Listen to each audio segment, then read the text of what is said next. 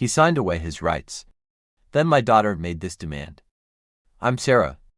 And I'm still reeling. How could one decision, made in the heat of youthful naivete, explode like a dormant volcano 25 years later, threatening to consume everything I held dear? My story started innocently enough, with a love story that seemed written in the stars. I met Tom in college. We were in different courses, but we hit it off right away, a spark igniting with every stolen glance and shared laugh. By the time graduation rolled around, we were head over heels in love, hopelessly entangled in a whirlwind romance. We got hitched right after graduation. A whirlwind of lace, champagne, and promises. I was on cloud nine, floating on the kind of joy that felt too fragile to hold.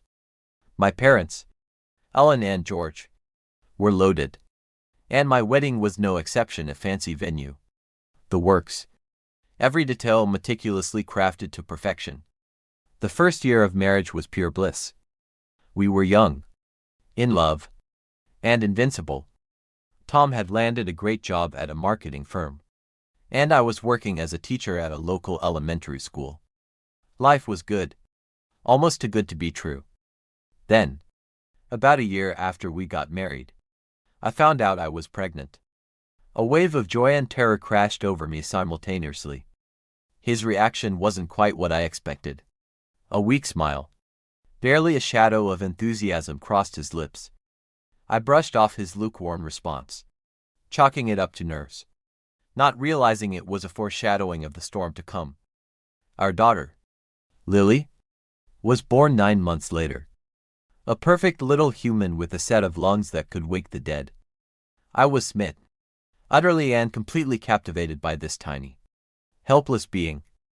Tom, on the other hand, seemed overwhelmed, as if a creature from another planet had landed in our living room.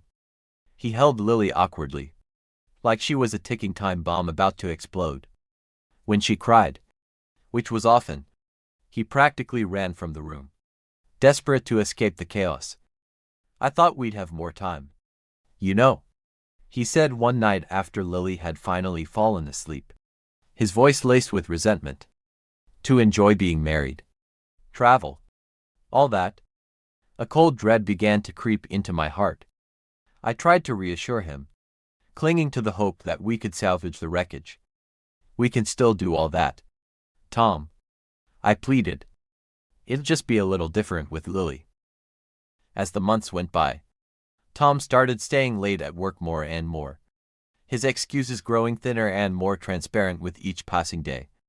He'd come home after Lily was asleep, his presence a ghost in our once vibrant home. I wanted to believe him, desperate to cling to the fading image of the man I loved. Friday nights became guys' night for Tom. He'd go out with his work buddies, or so he claimed, coming home in the wee hours of the morning reeking of cheap booze and desperation. Some of us need to sleep, Tom. I'd snap, my voice raw with exhaustion and simmering anger. Lily grew into a beautiful toddler, a bundle of energy with her dad's green eyes and my stubborn chin. I'd gone back to work, juggling lesson plans and diaper changes, feeling like a ship lost at sea, desperately trying to stay afloat. We'd fallen into a routine, a monotonous cycle of meals, work, and childcare. But it felt like Tom and I were just going through the motions, hollow shells of the people we once were. The spark had died, leaving behind only ashes and a suffocating silence. Then came the day that shattered what was left of our marriage. The day the carefully constructed facade crumbled to dust. I've got a business trip next week, Tom announced over dinner one night, his voice flat and detached. I'll be gone for 3 days. I nodded, used to his frequent trips by now, a bitter taste forming on my tongue. Then, my phone rang. It was my mom. Martha. Sarah. I'm at the hospital, she said, her voice shaky and strained. I had some chest pains. Could you let Tom know? My heart lurched with a sickening jolt of fear. Of course, Mom, I stammered. I'll call him right away. But Tom wasn't answering his phone. Panic clawed at my throat. What if something had happened to him too? In desperation, I called his boss. Mike? Business trip. Mike sounded confused. A knot tightening in my stomach. Tom's not on a business trip. He hasn't been here all week. My world tilted on its axis. The solid ground beneath me dissolving into quicksand. If Tom wasn't on a business trip, where the hell was he? The truth hit me with the force of a tidal wave, washing away any lingering doubt. When he walked through the door 3 days later, whistling like he didn't have a care in the world, I was ready. The dam had finally broken, releasing a torrent of pent-up rage and grief. How was your trip? I asked, my voice dripping with sarcasm, each word a barbed wire. Your mom's in the hospital, and your boss says he never sent you anywhere. Just tell me the truth for once. Are you cheating on me? The silence that followed was all the answer I needed. A deafening confirmation of my worst fears. It's been going on for a while now, he mumbled, avoiding my gaze. His confession a pathetic whisper. The divorce was ugly. A drawn-out battle of attrition that left me emotionally and financially drained. Tom fought me on everything: the house, the car, even Lily's teddy bear. As if clinging to these material possessions could somehow fill the void in his soul. But the worst was when he refused to pay child support. His face twisted with spite. I'm not giving you a dime, he snarled during one of our meetings, his words dripping with venom. Something in me snapped, a cold fury rising to the surface. Fine, I said, my voice cold and devoid of emotion. Keep your money. But I want you to sign away your parental rights. You clearly don't want to be a father. So make it official. To my shock, Tom didn't even hesitate. He signed the papers with a flourish, a smug satisfaction on his face. And just like that, he was out of our lives. A ghost in the rearview mirror. The next 2 years were tough. A blur of sleepless nights, financial struggles, and the crushing weight of single motherhood. Tom's parents, bless them, helped out with Lily and gave us money when they could. Their kindness a lifeline in a sea of despair. But being a single mom was harder than I'd ever imagined. A constant battle against exhaustion, loneliness, and the nagging feeling that I was failing my daughter. Then, when Lily was 5, I met Jack. He was a breath of fresh air. A kind and gentle soul who saw me. Truly saw me. Beyond the weary facade. We bonded over playground meetups and PTA meetings, finding solace and companionship in each other's company. I was falling in love again. A slow and hesitant bloom after a long and bitter winter. We got married in a small ceremony, surrounded by close friends and family. Our vows a testament to the enduring power of love and second chances. Watching Jack with Lily, seeing the genuine affection in his eyes, I felt hope blooming in my chest for the first time in years. As time passed, our little family grew closer, intertwining like the roots of a sturdy oak. Lily started calling Jack Dad, a natural and organic transition that warmed my heart. We added an Emma to our family, and she called me Mom, seamlessly becoming another part of my heart. It felt right. Like we were always meant to be together. A puzzle finally complete. Then, Alex was born, completing our family. Jack doted on all 3 kids equally, never distinguishing between his and mine, showering them with love and affection. We were happy. Really and truly happy. A contentment I never thought possible after the wreckage of my first marriage. Sometimes, it feels like yesterday that Lily was a toddler tottering around our living room, her laughter echoing through the halls. Now, at 25, she's a college graduate, engaged, and planning her own wedding. A bittersweet reminder of the relentless march of time.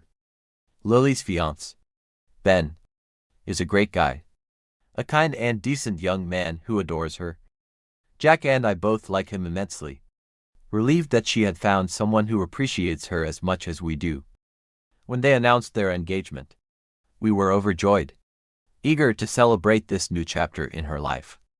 We immediately offered to pay for most of the wedding expenses and gave her full access to a dedicated bank account we had set up for her. When we told Lily, she burst into tears and hugged us both, overwhelmed by our generosity. For weeks after that, our house was a flurry of wedding magazines, color swatches, and excited phone calls. A whirlwind of bridal bliss. Lily would burst through the door, her face glowing, bubbling over with news about venues, dresses, and floral arrangements. "Mom, Dad, you won't believe what we found," she'd exclaim, spreading photos across our kitchen table. "Isn't this centerpiece gorgeous?" Jack and I would nod and smile, caught up in her enthusiasm, basking in the glow of her happiness. It warmed my heart to see her so happy, to be a part of this exciting time in her life. But then, things started to change. A subtle shift in the atmosphere that sent a shiver of unease down my spine. The visits became less frequent, the phone calls shorter, her bubbly enthusiasm replaced by a guarded reserve. At first, I chalked it up to wedding stress. Planning a wedding is no small feat, after all. But as the weeks went by, I couldn't shake the feeling that something was off. A discordant note in the otherwise harmonious melody of our family life. Then, on a quiet Sunday afternoon, Lily showed up unannounced. The moment I saw her face, her eyes clouded with a mixture of guilt and defiance, I knew something was terribly wrong. "Mom, I need to talk to you and Jack," she said, stumbling over the name, as if the word left a bitter taste in her mouth. My heart dropped, plummeting into the depths of despair. Jack, not Dad. In all the years since Jack had come into our lives, I'd never heard Lily call him anything but Dad. Her voice filled with genuine love and affection. "Of course, sweetheart," I said, my voice trembling slightly. I found my husband in the garage, tinkering with his latest project, his brow furrowed in concentration. "Jack, Lily's here. She wants to talk to us." I saw the hurt flash across his face before he screwed his expression into calm neutrality, a mask of stoicism carefully constructed to hide the pain. He nodded, took my hand, and together we walked back into the house, bracing ourselves for whatever bombshell was about to explode. Jack and I sat down across from her, our hands still linked under the table, a silent promise of solidarity. The tension in the room was palpable, thick enough to cut with a knife. "All right, Lily," Jack said, his voice steady despite the tremor in his eyes. "We're here. What do you want to talk about?" "Hi. I met my biological father a couple of months ago." The words hung in the air, heavy with unspoken implications. "He's changed, Mom," she continued, her voice pleading. "He wants to make things right." I felt Jack stiffen beside me, his grip tightening on my hand. "And what does this have to do with the wedding?" he asked, his voice dangerously low, a growl rumbling beneath the surface. Lily took a deep breath, bracing herself for the inevitable fallout. "He has to walk me down the aisle, and I want him to." The silence that followed was deafening, broken only by the frantic pounding of my heart. I could practically hear the sound of Jack's heart breaking, the shattering of years of love and devotion. "Lily?" I said gently, my voice trembling with a mixture of shock and disbelief. "Sweetheart, Tom abandoned you. He signed away his rights. He was never a part of your life." "He made a mistake," she insisted, her voice rising in defense. "He's sorry now. He wants to fix things." Jack leaned forward, his face a mask of hurt and confusion, his eyes searching for answers. "Lily, I've raised you as my own for 20 years. I've been there for every scraped knee, every school play, every heartbreak. I thought I was your dad." "You are," Lily insisted, her voice wavering. "I mean, you're my stepdad. and I love you. But Tom is my real father. It's my wedding, and I want him to walk me down the aisle. I saw the moment Jack's heart shattered. His face crumpled for a split second before he regained control, burying his emotions deep beneath a facade of composure. "Lily?" he said, his voice thick with emotion. "I've always considered you my daughter. Not my stepdaughter. My daughter. I can't imagine loving you any less if you were my own flesh and blood." "Well, I'm not," Lily retorted, her voice sharp and defensive. "You're my stepfather, not my real dad. This is my wedding, and I'll decide who walks me down the aisle." Just then, the front door slammed open, and Emma, Jack's biological daughter, rushed into the kitchen, her face flushed with concern. "What's going on? Why is everyone yelling?" Close behind her was Alex. "Mom. Dad. Lily? What's happening?" Emma demanded, glaring at Lily, her young face twisted with hurt. "Yeah. Lily? Dad's always treated us all the same. How can you say he's not your real dad? You don't understand." Lily snapped, her voice laced with frustration. "None of you understand." With that, she bolted from the house, the door slamming behind her, leaving a gaping hole in the fabric of our family. We all stood there, stunned and silenced, the weight of her words pressing down on us like a physical burden. Emma moved to his side, wrapping her arms around him in a comforting embrace.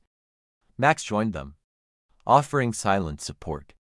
I moved to Jack's other side, taking his hand, squeezing it gently. He looked at me, his eyes swimming with enhanced tears, his voice barely a whisper. "I don't understand," he whispered, his voice raw with pain. Where did I go wrong? My heart broke for him, a wave of love and protectiveness washing over me. "You haven't gone wrong anywhere, Jack," I said firmly, my voice filled with conviction.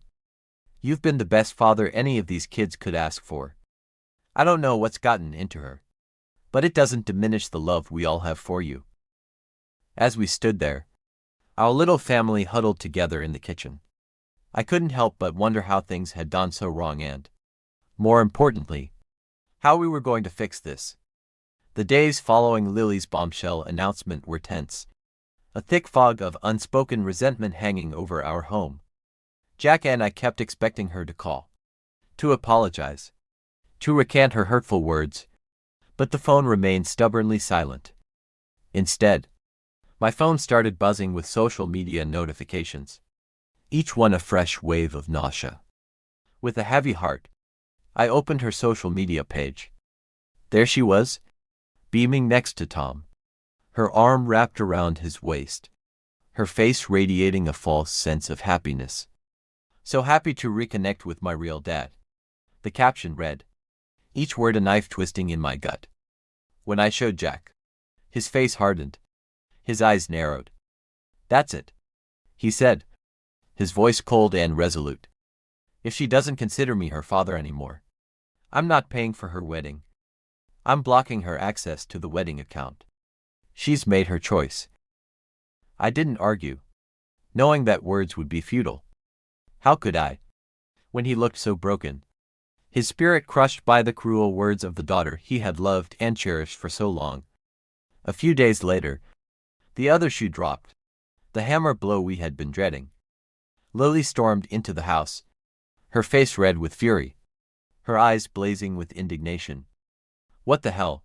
she screamed, not even bothering with the greeting. "Why can't I access the wedding account? How am I supposed to pay the vendors?" "I'm sure your real father can help you out," Jack replied, his voice cold and detached in a way I'd never heard before. "Mom, you can't let him do this," she shrieked, turning to me with desperation in her eyes. "Make him give me access to the account again." I shook my head slowly, my gaze unwavering. "Lily, this is Jack's decision. And frankly, I agree with him. You need to be prepared to face the consequences of your decisions. How can you take his side, she wailed, her voice filled with self-pity. I'm your daughter. And Jack is my husband, I replied firmly, my voice ringing with conviction. Lily's face contorted with rage, her eyes flashing with hatred. If that's how it's going to be, then you need to make a choice. Mom, your daughter or your husband? She stood there, chest heaving, clearly expecting me to cave, to choose my flesh and blood over the man who had been my rock, my confidant, my soulmate. But in that moment, looking at her tantrum-throwing face, I didn't recognize my daughter at all. The entitled, spoiled girl standing before me was a stranger, a far cry from the loving, compassionate child I had raised. I'm not choosing anyone. Lily? I said quietly, my voice firm and unwavering. I love you, but I agree with Jack's decision. You're an adult now. If you want Tom to be your real father, then you need to deal with the consequences of that choice. For a moment, I saw a flicker of the little girl she used to be, the one who would run to Jack with skinned knees and bad dreams, seeking comfort and reassurance in his loving embrace. But then, her expression hardened again, the fleeting glimpse of vulnerability vanishing like a mirage. I hate you, she sobbed, her voice choked with rage. I hate both of you. And with that, she slammed the door so hard the windows rattled, leaving us alone in the wreckage of her anger. A few days after Lily's dramatic exit, my phone buzzed again. Another social media notification from her. With a sense of dread, I opened it. There was Lily, beaming next to Tom, a smug look on her face. Thanks to my amazing dad for funding my dream wedding. It's going to be the event of the century, the caption declared, followed by a final, heart-wrenching blow. P.S. Sarah, Jack, Emma, and Alex, don't bother showing up. You're not invited. I showed Jack, who just shook his head sadly, his eyes filled with a mixture of disappointment and resignation. Where did Tom suddenly get all this money? He wondered aloud, his brow furrowed in confusion. Who knows?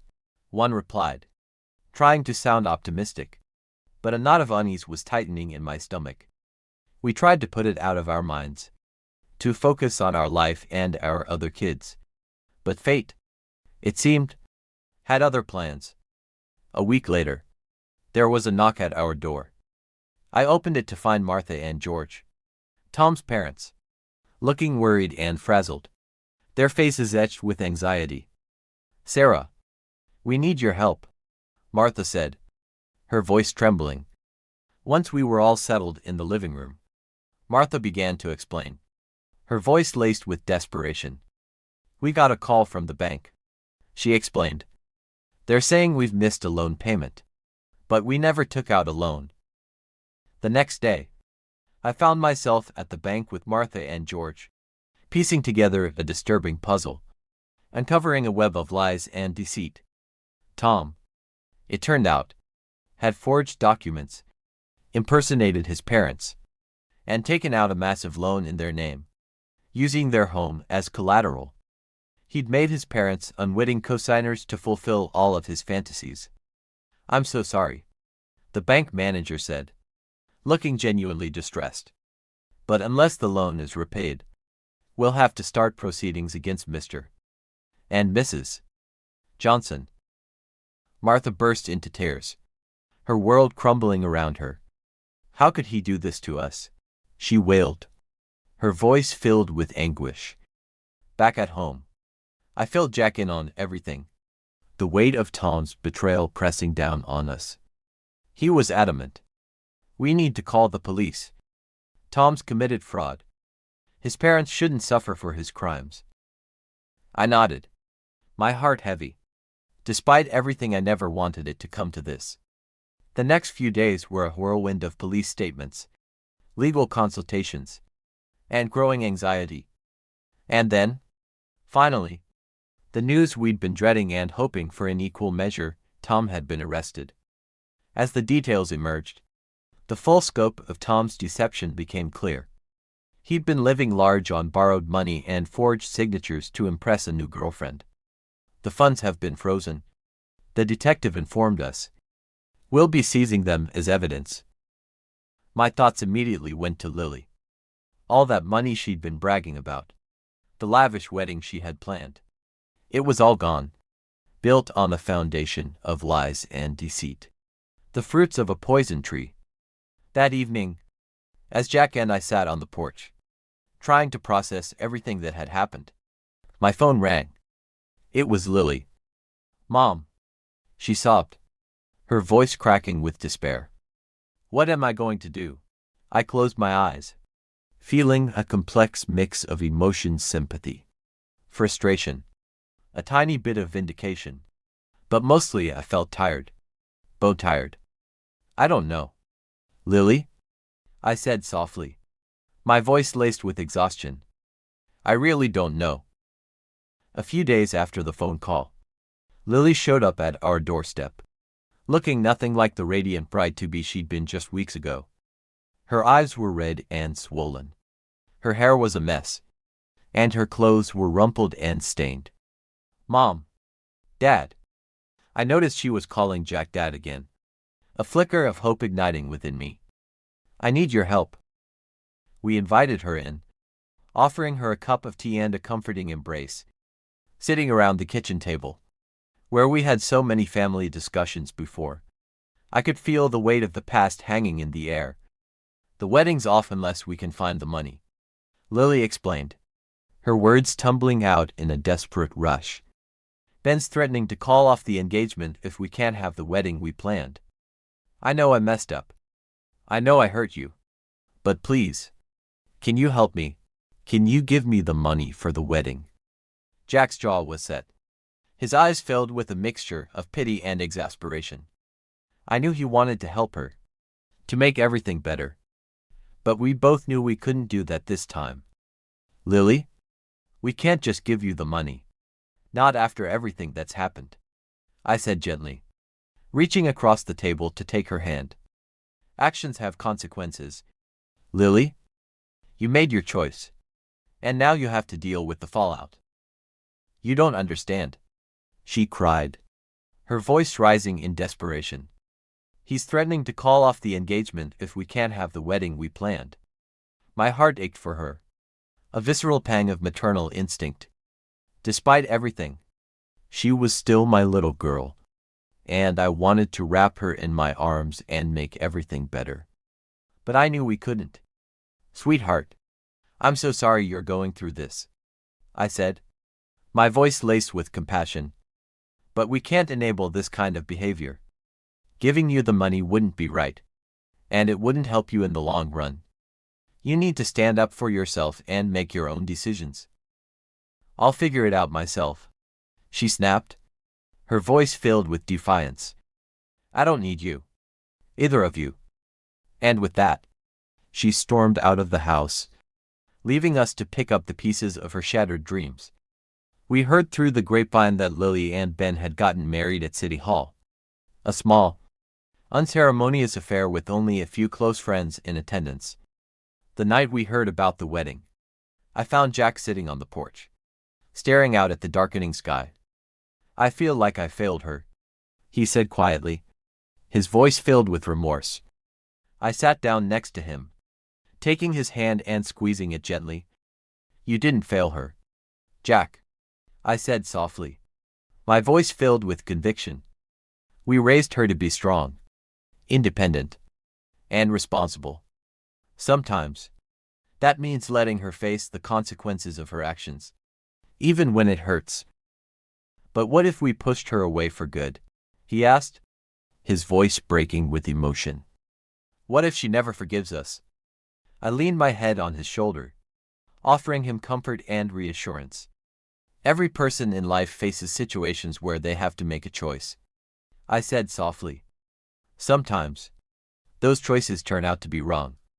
But that doesn't mean it's the end of the world. That's what happened with Lily. She made a wrong turn, but she can always find her way back." As we sat there, watching the sunset paint the sky with vibrant colors, I knew we weren't out of the woods yet. There were still wounds to heal, bridges to rebuild, and lessons to be learned. But as I sat there with Jack, my soulmate, my rock, I felt a glimmer of hope, a fragile spark of optimism in the face of adversity. We'd weathered storms before, and we'd weathered this one too. Together, months after Lily's wedding, I bumped into an old friend at the grocery store. As we caught up, she let slip something that made my heart skip a beat. "I heard Lily and Ben are having trouble," she said casually. "Someone told me they're talking about divorce." I thanked her, my mind reeling, trying to reconcile this new information with the hope I'd been clinging to. As soon as I got home, I filled Jack in, his face falling as I relayed the news. We debated for hours before finally deciding to reach out to Lily, to offer her our support, to let her know that we were still there for her, no matter what. To our surprise, she answered on the first ring, her voice small and fragile, reminding me of when she was little and had a nightmare, reaching for the safety of my arms. "Sweetheart, we heard," I began, my voice filled with concern. "Is everything okay?" "No, Mom," she sobbed, her voice cracking with despair. "Nothing's okay." Jack and I invited her and Ben over the next evening, our hearts heavy with worrying.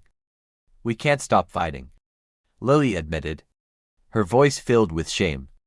"Ben resents me for the wedding fiasco, for alienating all of you, and his parents are furious that they weren't at the wedding."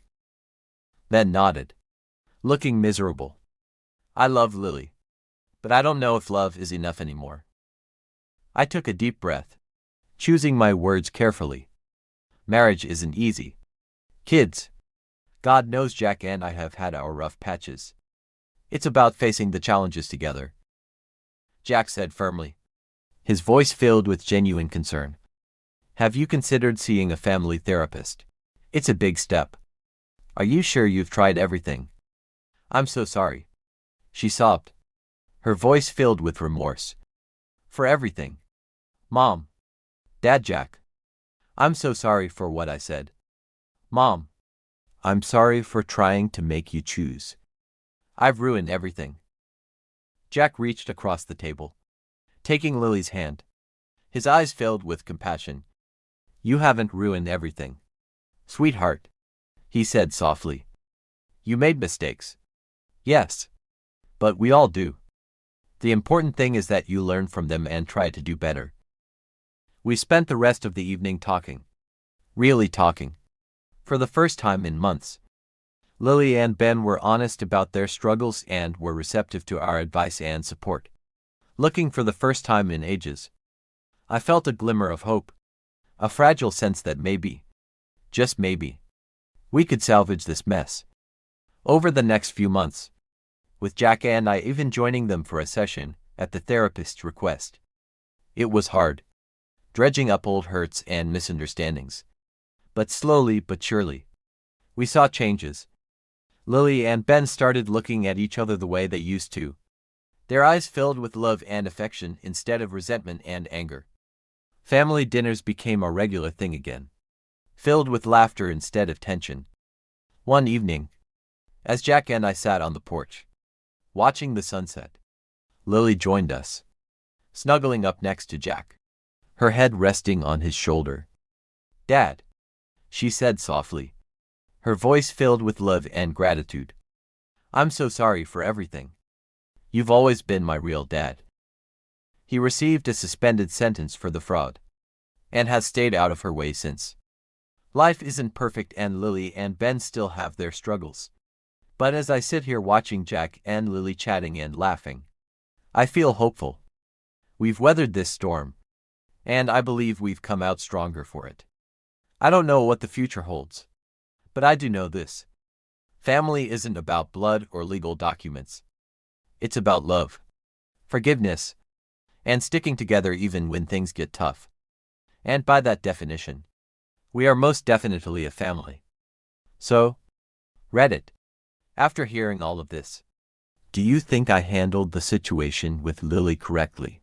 Was I too harsh in supporting Jack's decision? Or was it necessary to stand my ground? Should I have intervened more? Or was it right to let her face the consequences of her choices? I'm genuinely curious to hear your perspectives, your insights, and your advice. What would you have done in my situation?